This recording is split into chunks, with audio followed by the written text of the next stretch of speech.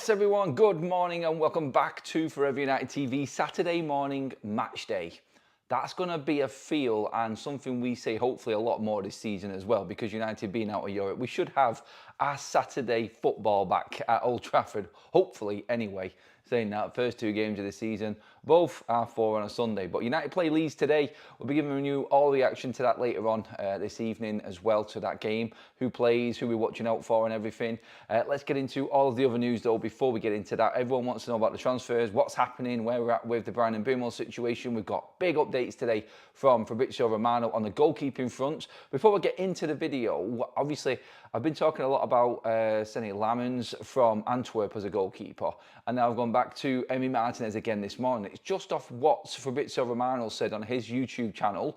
So I'm going to get that up on the video as well, just so you know exactly what I'm talking about first of all. So anyone catching up later thinking, Adam, you've gone from one keeper to the other, it's not that. I'm going off what the news is saying right now, and I've got a clip that's coming up as well in a minute anyway, which explains what I'm talking about this morning. But we've also got updates on Jadon Sancho and Marcus Rashford this morning, where United's stance is with obviously Anthony as well. And Garnacho is involved in the video this morning as well, in the first section actually. You probably guess as to what we're talking about there regarding the swap situation. But on top of that as well, we've also got updates on all the other transfer stuff going around with Bryan Mbeumo, where we're at with that and what's happening. Romano updated everybody last night as to what we can expect this weekend.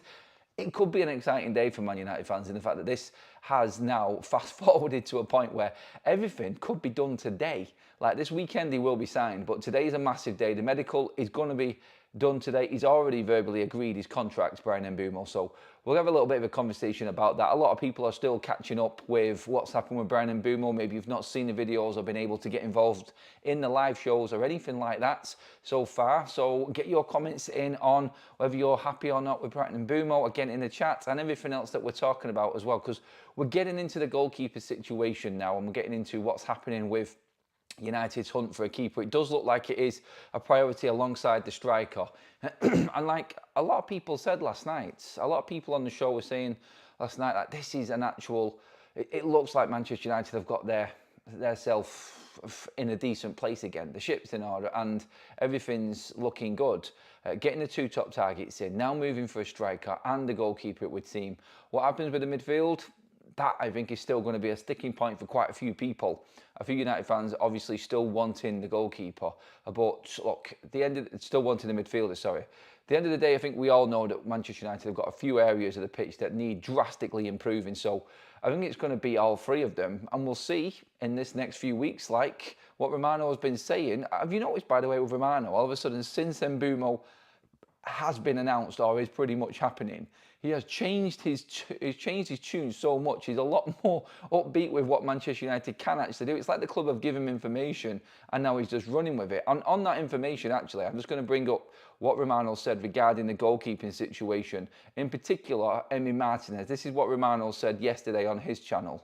For the goalkeeper, Man United want to understand financially what can happen. If they have to bring in, if they want, a young goalkeeper, maybe stay with the current goalkeepers, it's also an option, but they are assessing the opportunity to go young goalkeeper or experienced like Emi Martinez. I can tell you that for Dibu Martinez, the idea at Manchester United was to discuss maybe a swap deal with Aston Villa. So not spending any fresh money on that deal to save the money for the striker, but maybe discuss a potential swap deal. At the moment, what I'm hearing is that club-to-club talks have not started yet. Man United have still not approached Aston Villa, but internally the consideration is maybe to offer players as part of the conversation for Dibu Martinez. Then there is the decision of Aston Villa, the valuation of the players. It's not an easy topic. It's not something done or close or advanced at this stage. At the moment, it's only an internal conversation. Why internal conversation? Because Man United know that Dibu Martinez will be very keen on a move to Old Trafford. So it depends on Man United, what they want to do, and also financially what they can do. Because outgoings are really, really important and crucial now for Man United after they spent important money for Matheus Cunha and for Bryan Mbeumo. I think he's covering himself there in a way to not completely quash the rumours. He has reiterated there, I think, that there is no actual conversation happening right now.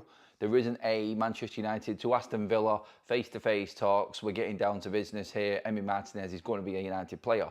I think what he's trying to get across there is what he said previously on Saturday morning, in fact, after the Bryan Mbeumo bombshell was dropped, that Manchester United are internally looking at the options right now and what the targets are. Internally discussing a potential swap. United would only really go to Villa if there was a swap deal in the offing. And obviously the only player that we can think of at the moment that Villa might be interested in, unless they come in for Antony, but there's no sign of that. Jadon Sancho looks like he is destined for Italy right now. But Alejandro Garnacho, possibly. But I mean, you could look at the Emi Martinez one and see it as a signal. It doesn't necessarily mean United are going to go in and get Martinez. The option's there for them, and they will make a decision on this. And the way that Manchester United have conducted business so far this summer, you would think they are definitely overly discussing it, making sure that every single aspect of a possible or potential deal could actually work for the football club. But in doing so, it also makes you think, like, not just the goalkeeper. Manchester United could be looking to go to Aston Villa and swap for another player. The only difference with this is it's like we know that Emi Martinez is desperately wanting to come to Manchester United. Like Romano says there, his camp will push this. They want the move. They want Martinez to go to Manchester United. He wants to go to Manchester United. There must be some real lure there for Martinez. And we've heard before from the Argentinian reports that we were talking about the other day, that Manchester United is a massive pull for Emi Martinez because he actually understands the historical side and the stature of the football club. That, I think, is everything that I think would really appeal to Martinez. And that's all been made very clear now. I think what we're looking at now here is everything's been set out. Manchester United know exactly where they are. They know with the internal talks. And I think this is what Romano's alluding to. They're on the brink of possibly just now, I feel, accepting what they want to do next. I think they've got everything in place. The only way I think anything can happen with Villa is if they're going to take another player, because like Romano said there, and the most important thing with this was they don't want to dip into other funds that Manchester United might have aside for, like we've said yesterday, the striker. Now that, I think, is probably priority number one. But at the same time, could there be a potential deal for getting two of Aston Villa's players out of the door? Now, it sounds crazy and it sounds like I'm just pulling up ideas out of nowhere and playing Championship Manager again, but Ollie Watkins, Emi Martinez, if there is any swap offer on the table, now United usually wouldn't do swap deals, but with Romano saying swap in this, I think it is actually being thought about by Manchester United because it could be a two-bird with one stone situation. With getting rid of Garnacho, who is definitely not wanted at Manchester United, as we know, and doesn't want to play for Manchester United. So you've got a player there that wants out. He's not 100% going off the reports in for the Villa move. Emi Martinez wants to come. We have heard that Ollie Watkins would come to Manchester United if the potential move was there. So this isn't really about Emi Martinez in particular. It's the swap side of things, which I really picked up on that one there, and that's Romano saying that Manchester United internally have spoken about this, for me means that there is a potential, not just for this one, but with other deals as well. It could be at another club. It could be for another player. It could be for Leipzig. Like we've discussed before with Benjamin Sesko, potentially even Antony going the opposite way. And that, I think, is where we're at with it. Again, I would take Emi Martinez in a heartbeat. If United can get the deal done and obviously get the right price for them, then that is a good one. But the striker outweighs the goalkeeper clearly in Manchester United's thinking for this season and the next transfer targets. And that, I think, is why they've been telling people to wait. They might be telling Emi Martinez to wait because something potentially could come towards the end of the window. It could be the same conversation with Ollie Watkins. They could have told him just to wait until this part of the window is finished. We've got some players gone. I think obviously Jadon Sancho does give us a little bit of freedom and Antony gives us a bit of freedom. Obviously Garnacho could be used as a swap and Rashford is just going to be a ball ache throughout the summer. And in terms of where he actually wants to end up going. But it's how much Manchester United can put together. Like, you've seen how the Bryan Mbeumo contract has been broken down, how the instalments have been broken down. 16.2 million is costing Manchester United, plus the wages on top of that.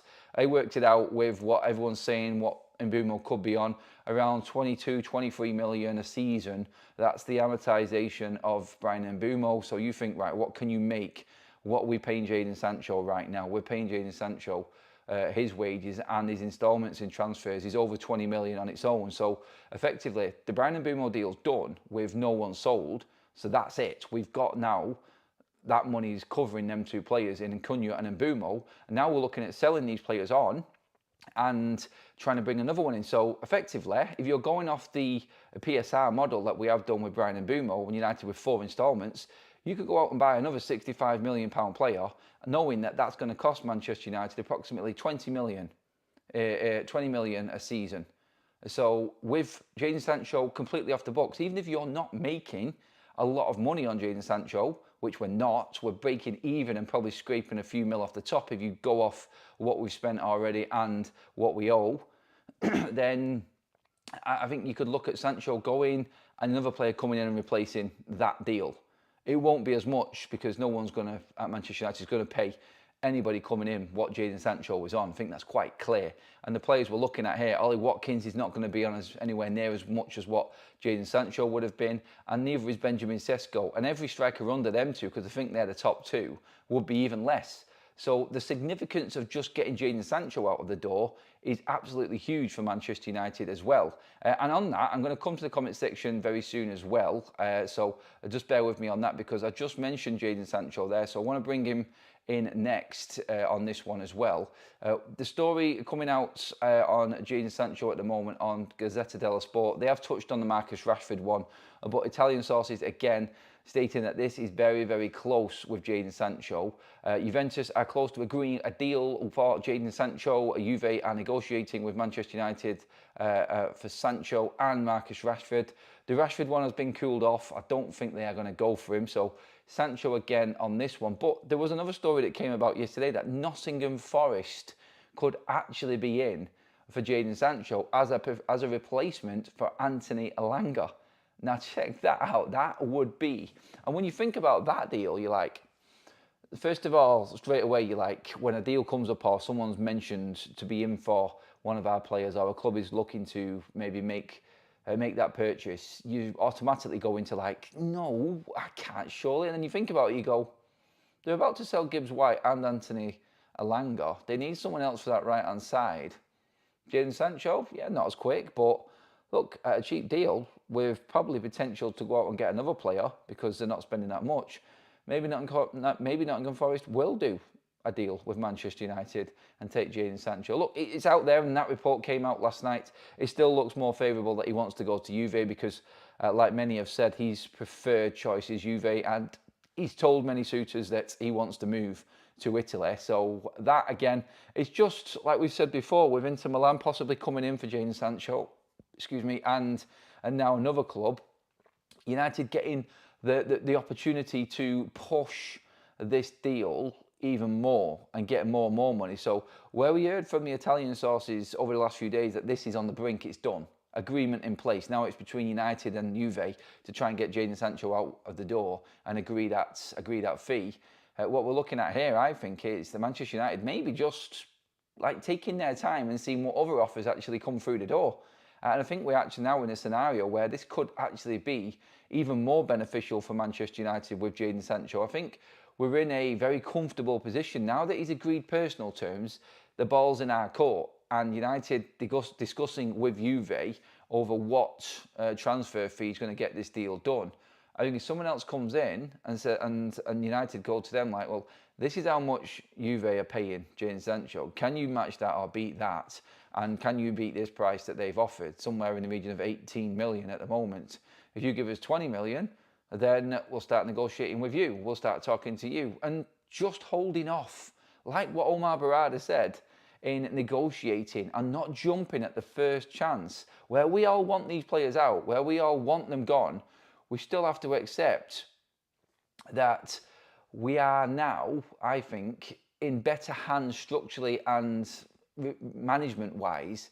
Negotiations, I think, are possibly going to go on even more for these deals. I don't think United are going to just go at the first offer, unless it's a ridiculous offer, unless it's something that Manchester United feel is going to be unmatched throughout the transfer window. I think that's where United are possibly looking now. But again, I still feel really comfortable. I'm not so much really comfortable, but I feel a lot more comfortable than what I was, say, a couple of seasons ago. I think the negotiation side of things for Manchester United now, I think, is in a miles better place. And I think this might actually be what's happening, because Jadon Sancho should have been done now. And we thought it was all close going off what everyone said. But it does look like, all of a sudden, there could be other offers on the table. So I'm actually really, I feel a lot more upbeat because, like I said before, the big thing, and I'm coming to the chat in a minute, the big thing on this is, it's like when Sancho is out, that gives you all of that room. That gives you 20 million plus in PSR, monetising a new player coming in, and that just gives Manchester United so much room to negotiate with, I feel. And I think makes them feel comfortable as well. And then you move on to Anthony. We will move on to Anthony in a moment as well, but let's get into some of the comments on this one first of all. I know there's a lot of people still not fully convinced of the Martinez one. They would prefer Seny Lamens. I get that because he's a younger goalkeeper. And I think it's an easier transaction for Manchester United to make. Martinez is a swap. Just break this down before anybody comes into the comments and says that I'm being a bit crazy again, love affair for Martinez, I'm just wanting him in. No, Manchester United are looking to spend their next money on a striker. Lenny Salmons actually will cost United money. Yes, not that much, but still, they want maximum money for the striker, which tells you there is something in these big names that we've been talking about. The deal with Martinez is a simple swap where they don't have to spend any of that money. That's what Romano's saying there. And I think that's important to remember in this as well. It can't all be done in one window. I'm happy so far, says Block. And you know what, Block has been up and down. I think he'll admit that as well in the chat. Thanks for the super, mate. A lot of people have been up and down, but I said this, and I've been saying it for weeks and weeks and weeks, because that's how long it's taken to get bloody Brian Mbeumo over the line, hasn't it? I've been saying it forever and a day. Look, once Brian Mbeumo's done, this fan base will settle. Everyone will look at it and go, done. 2 big sales in, top quality players in. Manchester United can now move on in the window. And this, I've seen it instantly. Within a day, this United fan base has just gone, right, okay, you will get your naysayers and your idiots who are still trying to be negative, even though we've just bought a fantastic player. But the majority of the fan base is like, right, okay, that's done now. I don't need to stress about that anymore. What's next? And them 2 quality players and getting 2 big signings in before anything else, that's just put everyone at ease. Well, not everyone, but the majority of the fan base at ease. Let's get these players out now and let's see what we can do. But we just need to remember this. All the talk of the goalkeeper, it could be Martinez, it could be Lamens from Antwerp, it could be any of the goalkeepers we've been looking at so far. It's not going to happen before the striker. And I think we can now take that as a definite going forward in this window. All of the money United have got and what we're going to make is going on a striker. That 100% is happening now. The goalkeeper will come later in the window, and that, I think, is what I think we need to remember that, because we've still got quite a lot of time to go. And United are not selling Andre Onana. There's no one coming in for him. As it is at the moment, anyway, no one is coming in, so let's just see. I do believe that Manchester United, just on the midfield side of things, by the way, quickly, before we get into the comments, I think there's a general consensus at Manchester United that they see Kobbie Mainoo stepping into that midfield role. I think they're working on him. I think they're conditioning him. I don't like it. I've said this before, but I think midfield is now looking likely to be last. Going off what's been said, with the time that's left, the information that's come out, what Romano said, and what players we've bought so far, what we know is coming next with the striker, I think it's striker, keeper, midfielder. I think that's the order. And a lot of people will be happy with that. A lot of people won't be happy with that, because everybody knows that Man United's midfield has been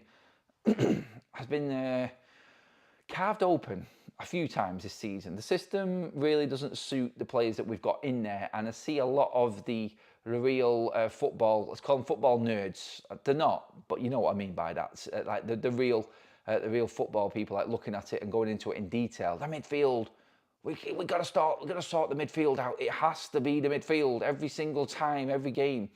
I think United have been competitive, but just not put the ball in the back of the net. The defence has been solid. Our defence overall has been quite decent. And the biggest issue that everybody's seen is Man United create chances. Our XG was up there last season. We just don't score. And he's bringing firepower in. And if we get another decent striker now, that's that finished and done. And United can build from there. And when we said, and like what Sean said, just because that's what triggered it in my head, when Sean said it there, it's going to take time. You can't do it all in one window. I think this is the forward window, and the priority is that. I think next summer, it will be the midfield. And I've seen a story last night from Crystal Palace, actually, as well, which said Adam Wharton will not be sold this summer. I think United are going for Wharton next summer. I think he will be the top target. If we get any form of European football from this season, and next season we're playing in Europe, then I think Adam Wharton will be a Man United player. That's who United will go all out for, because that is the perfect Manchester United signing right there. Premier League experience, young, English. I'm not saying English is a big thing, but he is the exact type of profile of midfielder this club is crying out for. We just haven't got enough money. And the carnage from before and the mismanagement of this football club has left us in this position now where it's section by section, I think. It's attack, then it's going to be midfield, and then I think it'll be defence in another couple of seasons, because right now we've got some really good defenders, like a lot of the chat have actually said. And on the chat, I'm coming in now, I promise. Sorry, I did a little bit of a delay there anyway. Swap Sancho and 30 quid for a pair of Reebok, says James. I like Emi Martinez, Simmons, Tolisso, Douglas, Luiz, Wesley, Vinicius, Rios, Sesko to United is better for next season. Dreamland, absolute dreamland there with that one. Jackson is crap. Why you think Chelsea trying to offload him? Because they've bought 2 better strikers, says, I think that's what that is, Lee. The stories of Jackson are still not going away, by the way, but I just don't see. I think even last night there was a story come out saying United are not negotiating at all for Jackson. This is being pushed by the Chelsea side. So again, I do think that there is a potential interest there, but there is nothing significant. And I don't think United will go for him. He doesn't fit the profile at all for this football club. I think he's a problem as well. I think he's got an attitude issue. And I think he's one of them rough players that needs moulding yet. I don't think he's got a football IQ like a lot of other players that we're looking at. And I don't mean that in a disrespectful way, because he has got some qualities, but I just don't think he's what Man United need right now. Looks like a decent squad starting to form. All of a sudden, Stephen, like I said, now that Mbeumo's in through the door, you've already got Cunha, everyone's like, oh, it's not too bad. All we needed to do was make the Mbeumo deal. That is all we needed to do. Sancho will kick off about wages again. He is such a money grabber, says Babs. Well, I think from the stories, Babs, on Sancho, the agreement is in place regarding the transfers. I think the agreement is definitely in place. Sorry, agreement's in place for his personal terms with Juventus. We've heard the story that if he doesn't end up agreeing to go to a team in Italy, then he is open to moving to Turkey, but he wants a certain amount of wages given to him. He wants more wages if he goes to Turkey. It's like an insult to the Turkish league, basically, saying, if I'm going to go and play there, you're going to have to pay me this much. That's what it is. Ginny says, I think Kobbie Mainoo is absolutely bang average and is a victim of being overhyped to ridiculous levels. And the fact people don't even consider him in their lineups at all tells you most people agree. I disagree and agree at the same time, Ginge. Not many people do put him in their lineups because he hasn't got a natural position. And this is the problem I've been saying all along. Kobbie Mainoo can be a good player. And this season, if he plays midfield, he will be an all-right midfielder. He's not what Man United need in this midfield at all. And I'll say that now with confidence. I don't want to put him down because his best position is further forward.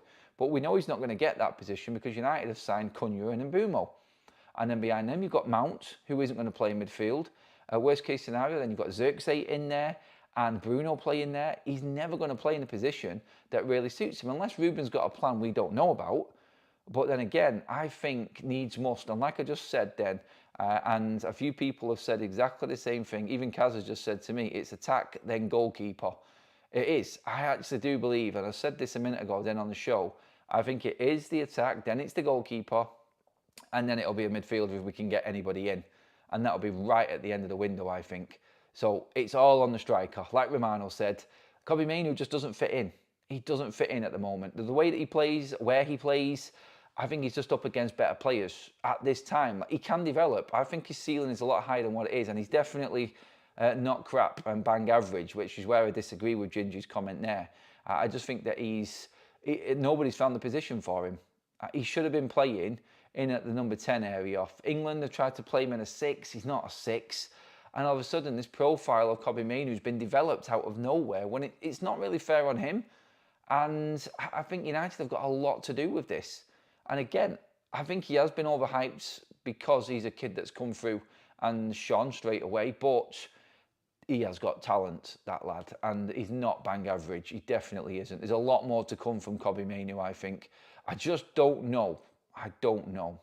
Block says that Forest won't pay Sancho's wages. I don't know with their owner, honestly.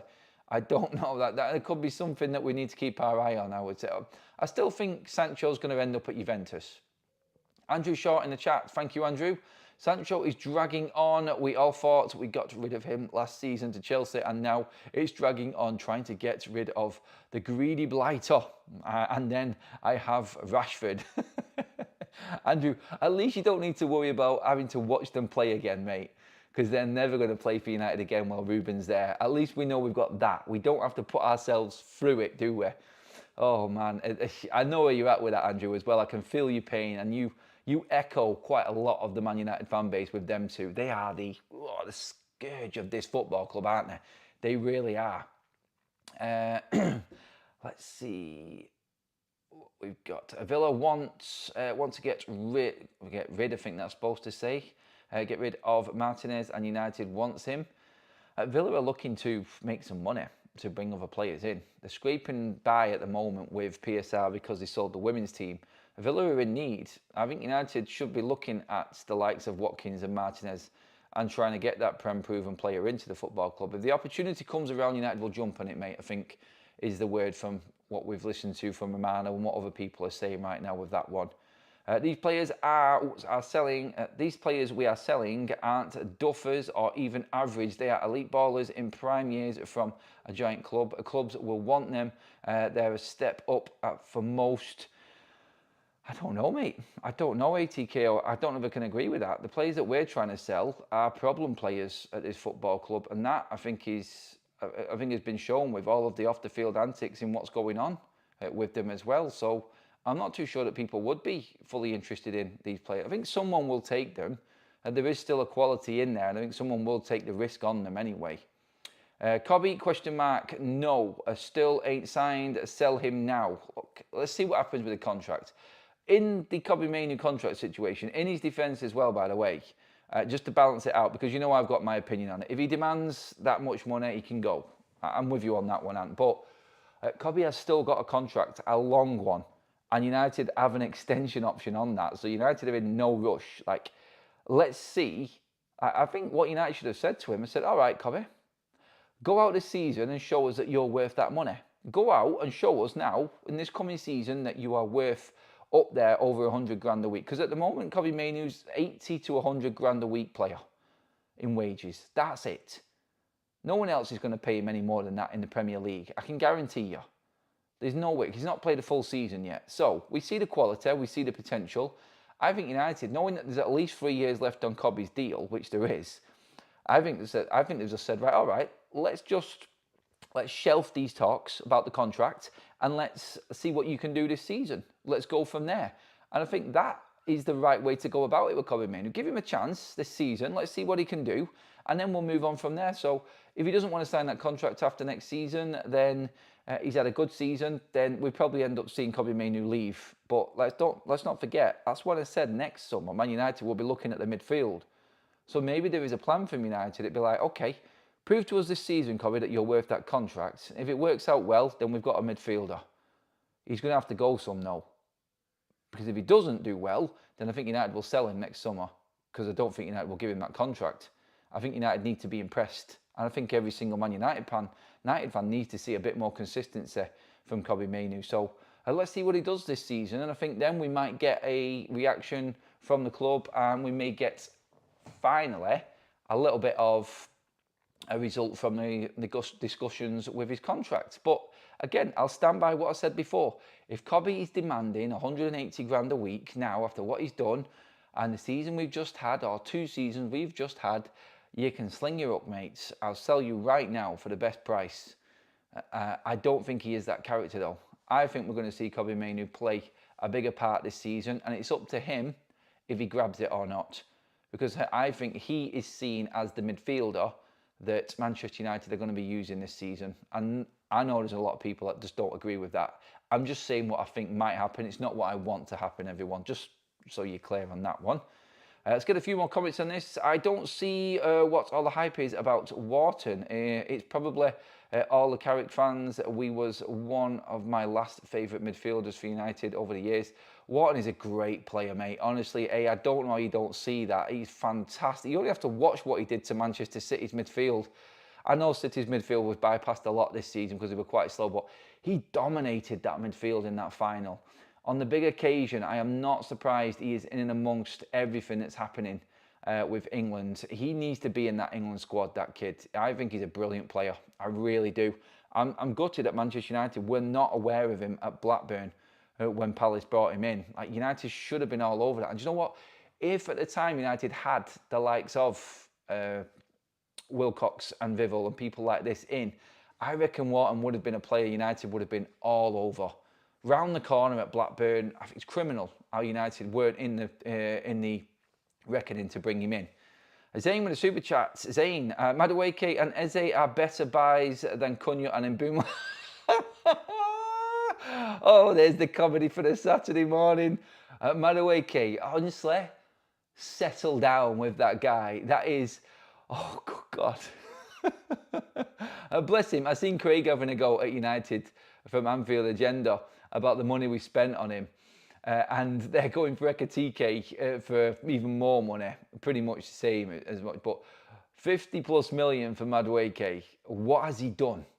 What has he done in this Premier League, in the Premier League, to convince you to pay over 50 million for him? He is a different type of player. I'm sorry, mate. I actually feel like you're going to get abused for that comment there. Thanks for the super chat, Zane, but I think there's plenty of people in the chat right now completely entertained and amused by that one. But hey, we love you, mate. We love your little inputs here and there, Zane, buddy, but you're way off the mark with that one, my friend. I mean, come on. You cannot even think that. Madueke, God, I mean, you've got to fight with Eze. Eze's a fantastic player, but you haven't signed him yet, mate. And so let's settle down with that one because you haven't got him, and let's see how it goes first. Concentrate on getting Gyökeres done. Oh, by the way, that's not finished yet, mate, either, is it? It's dragging out a little bit, isn't it, Zane? Concentrate on that first and before you talk about Eze. But yeah, no, that's funny. That is funny. I cannot wait for that first game of the season now, just to see what difference them sort of players make. You might lining up in Manchester United, like you've gone from the Garnacho and Xerxes and Højlund unknown forward line. Mount trying to find his feet, unknown forward line. Next season we're going to have a striker, another striker in, and we're going to have Cunha and Mbeumo supported by Bruno and Ahmad. It's a different ballgame. Half of the team has transformed for Manchester United next season in terms of quality. You'll have an Ahmad chomping at the bit. You'll have Bruno Fernandes pulling the strings, ready to rock. And you've got Cunha and Mbeumo. And if we do buy one of like a Sesko or a Watkins, then United are getting European football. I'm telling you now. Actually, now that Mbeumo's through the door, I'm going to ask this question. If it was, where do United finish in the league next season? Now that Mbeumo's done, you know we've got Cunha and Mbeumo in this side, and we are definitely getting a striker. Where do you think United will finish next season now? I've not asked that question since we've signed Mbeumo, but now that it's over the line, how confident are you? Has this signing actually give you a little bit more belief that Manchester United can accomplish something? Would you bring Kovar back? We missed that opportunity, Ben, to be honest. And we had a chance to bring him back for €7 million. Thanks for the super chat, bud. I know I was talking about this the other day. I don't think I would. No, I don't.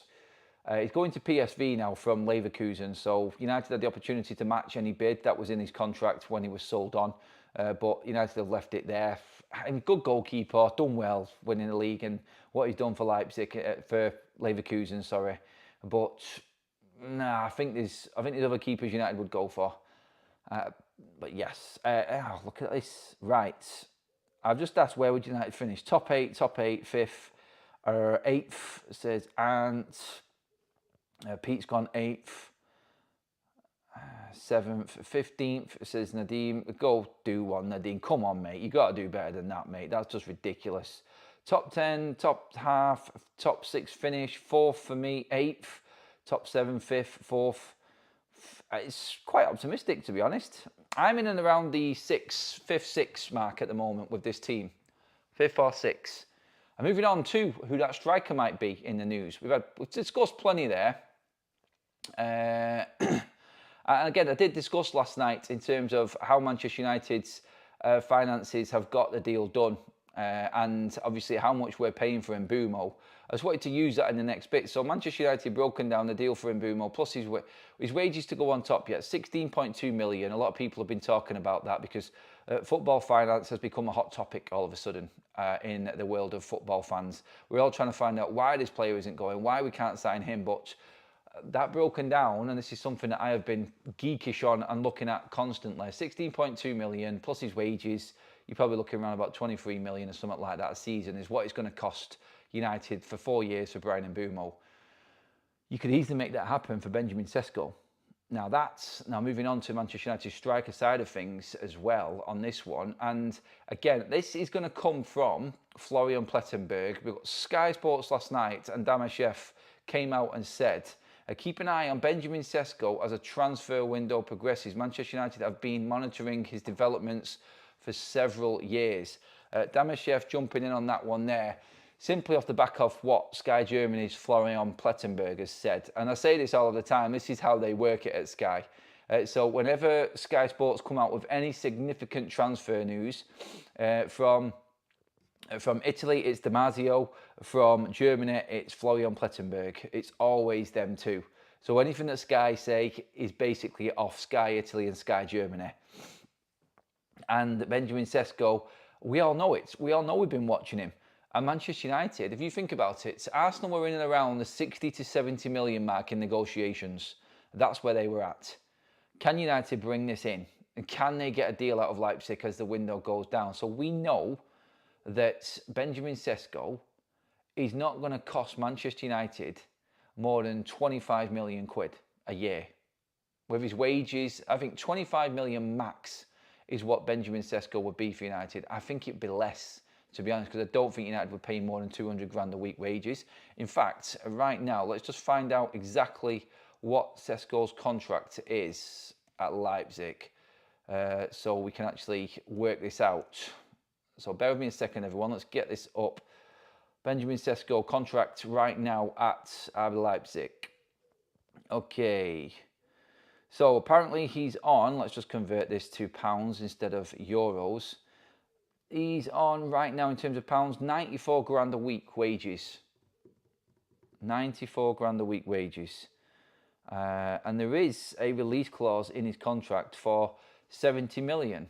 So if we break this down, Bryan Mbeumo for 65 million on decent wages, just under 200 grand a week, is going to cost United in the region of 23 million. I've just said Manchester United are paying approximately 25, 26 million a season for Jadon Sancho. So if Sancho's gone and off the books, United have already bought Mbeumo and Cunha with money that they've got available and they can afford him, as well as everything else that is going on now. Obviously, United will have counted and calculated some players leaving and committed to bringing these players in for that. But if you move, say, for instance, a Sancho on or an Anthony on, Benjamin Sesko can be affordable even at 70 million. That is the deal. So that there, I'm just looking through his contract right now. Let's just see when that runs out as well. So he's June 2029, so he's still got 4 years left. It's a big contract, 6-year contract he had at RB Leipzig. But he's definitely on the pathway and was told that he can leave. And Leipzig are not going to stand in his way as long as the money's right. So this deal is something that can happen for Manchester United. Benjamin Sesko would cost Manchester United, I think, in the region of 20 to 25 million a year in PSR, in books, in transfer instalments and wages on top. You get rid of Anthony, you get rid of Sancho, that brings you Benjamin Sesko. And you've still got Rashford and Garnacho to get rid of. And then you're talking past that, possibly, potentially Rasmus Højlund, we'll see how that develops through pre-season, if he impresses or not. Because I think if we come back from the tour, I don't count out Manchester United being open to offers for Rasmus Højlund as well. I just think that that is there, and that is a definite potential. But Benjamin Sesko is gettable for Manchester United. Don't let anybody tell you that it's too expensive. I think the debate is he worth that much money more than if United can afford him? I don't think he's a £70 million striker by any stretch. I think he's a £50 million striker personally, but he's only going to be worth what somebody's willing to pay. At least we know that Manchester United will actually haggle a deal here. I think if United get Sesko in at 60 mil, I think they go for it. I think they'll buy him at 60 million, me. That's my guess anyway. Look, it could be another strike-off. It's 60 million Watkins, 60 million Sesko. I think they're the prices for them two players. United would pay 60, I think. Because I think they can definitely, they can amortise that easily. And I think that Manchester United will push Leipzig right at the end of the window. I think they'll push them. I reckon United are probably going in at the 50, knowing that it's probably going to get to the 60 mark. Like we did with Mbeumo, we started at around about 45 down. It's gone up to 65. So, and it took them a while to get that 65 out of United as well. So, I think that's where United are at. I think they'll go in around the 50 mark, and then you're looking probably past that. Will United go any more? Well, if it works out in terms of the instalment plan and how long they can do it for, don't forget he's 22, so United would probably try and push for 5 years, because that's the maximum that you can do through the rules and regulations now. You can actually spread the cost of these the transfers over 5 years. That's the maximum now. It's been capped at that. So United, with him only being 22, in 5 years' time when he's paid for, he's 27, he's in his prime, there is sell-on there for Manchester United as well. So again, it comes down to recruitment. Is he the right character, the right type of player? Are you willing to invest into a younger player that you can actually make money out of later down the line? Massive investment and risk right now. Will there be any better strikers on the market next season? Watkins is a year older. All the big strikers have gone this summer. Is there anyone else out there? Do you take the chance now while everyone has bought their strikers and already spent up and get Benjamin Sesko, or take the risk on bringing a player in next summer or looking for a striker next summer? You get what I mean by that? It's like, is there an opportunity here now for United that we thought was never going to be there? And then you've got the Vivel factor on top of that. That could actually bring in something for Manchester United there as well in terms of a deal. Let's see what happens on that one. A few super chats to get through and a few more comments. Let's get in, please, into the comment section, everyone. Right, where are we at here? Let's get in. Zayn has dropped another one. Waneri, Saka, Rice, Zubimendi, Gyökeres, Odegaard. Also bring it on. Plus our fortress defence, no chance. Yeah, still, mate, it's Old Trafford.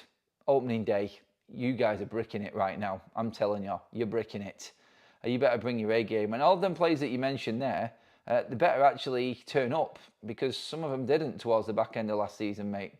Ant says 13 goals, 5 assists in 30 league games in a really open counter-attacking league. No, sorry, but no, I think he struggles in the Prem. Honestly, though. Honestly do. Sorry. Look, again, there's more to Benjamin Sesko. Let's not forget who he's playing for and where he got them goals. If you put Benjamin Sesko into Bayern Munich, he would have scored probably 30 goals last season. Would you have bought him then? That's what you've got to look at. That's where the recruitment comes in on that one.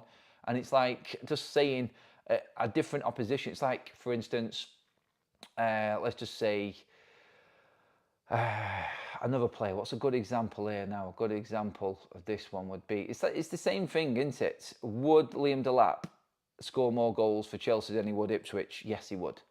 If Liam Delap scores 20 goals for Chelsea, would you sign him? Would you think he was a better player than a player that scored 13 goals for Ipswich? Yes, you would. This is Leipzig at the end of the day. They are, what, 7th last season in Bundesliga? I think they're probably in and around that mark. That's where they're ranked in that league. I just think you've got to look at the club as well and what they're playing for and the team that he's working with. That's also important. Andreas with another super chat says, do we still have a chance for Gyökeres or any other player from Sporting with Anana bottom half? That's where we're going to finish. New goalkeeper and an 8. No, Gyökeres, that situation is dead in the water, my friend. He is going to end up at Arsenal by the looks of it. I think I've lost a super chat in there. I cannot believe YouTube has done that to me. Why is that not showing up? I am really sorry. Oh no, there it is. Brits Abroad. He's come back on my screen. I've seen it pop up before and then it disappeared. Sorry, mate. Morning, Adam. My only worry with Martinez is his age. Long term would be Carlos, but that's around 50 million, so that is out. But Martinez is a definite improvement on Coco the Clown. Yeah, he definitely is. London, thanks for that gifted membership as well, mate. Love that. Yeah, I mean, with Martinez, just to go back on that on the top story again on the show today, Manchester United, and we only went off what Romano said. And quickly, if you are just tuning into the show, we did show you the clip from Romano and what he said about Martinez. I'll just play it again now so you all know exactly what Romano said. And it's the only reason I've gone with the video title and thumbnail today on it. I think it opens up an avenue, not just for Martinez, but United willing to swap and think outside the box for players coming in at Manchester United. For the goalkeeper, Man United want to understand financially what can happen. If they have to bring in, if they want, a young goalkeeper, maybe stay with the current goalkeepers, it's also an option, but they're assessing the opportunity to go young goalkeeper or experienced like Emi Martinez. I can tell you that for Dibu Martinez, the idea at Manchester United was to discuss maybe a swap deal with Aston Villa. So not spending any fresh money on the deal to save the money for the striker, but maybe discuss a potential swap deal. At the moment, what I'm hearing is that club-to-club talks have not started yet. Man United have still not approached Aston Villa, but internally the consideration is maybe to offer players as part of the conversation for Dibu Martinez. Then there is the decision of Aston Villa, the valuation of the players. It's not an easy topic. It's not something done or close or advanced at this stage. At the moment, it's only an internal conversation. Why internal conversation? Because Man United know that Dibu Martinez will be very keen on a move to Old Trafford. So it depends on Man United, what they want to do, and also financially what they can do. Because outgoings are really, really important and crucial now for Man United after they spent important money for Matheus Cunha and for Brian Demo. So no deal, but internally Manchester United talking about the potential of a swap. That's why it's big. That's why I think it's worth talking about, because United don't usually do things like this. They don't want to take any money, like Romano says, away from what they're going to spend on a striker. The only way Martinez comes in is in a swap. So that's changed from having to sell Andre Onana to bring Martinez in. United would discuss a swap even if Andre Onana was still there. So that's where we're at. We'll see how it develops on top of that. But that is our show today, everybody. Thank you so much. Absolutely brilliant. Again, loads of comments in there. Keep piling in with all of your comments on the show after it's finished its live, please, everybody, in the comment section below. Please pop a like on the video, everyone. We're over 600 live likes again. Absolutely mental. Brilliant. I love it. Loving the support. We passed 91,000 subscribers yesterday as well, so keep that going, everybody. We're on the march. We're looking at that 100k. We're trying to get as close to that 100k mark as we can before we finish the transfer window. So let's see how far we can get.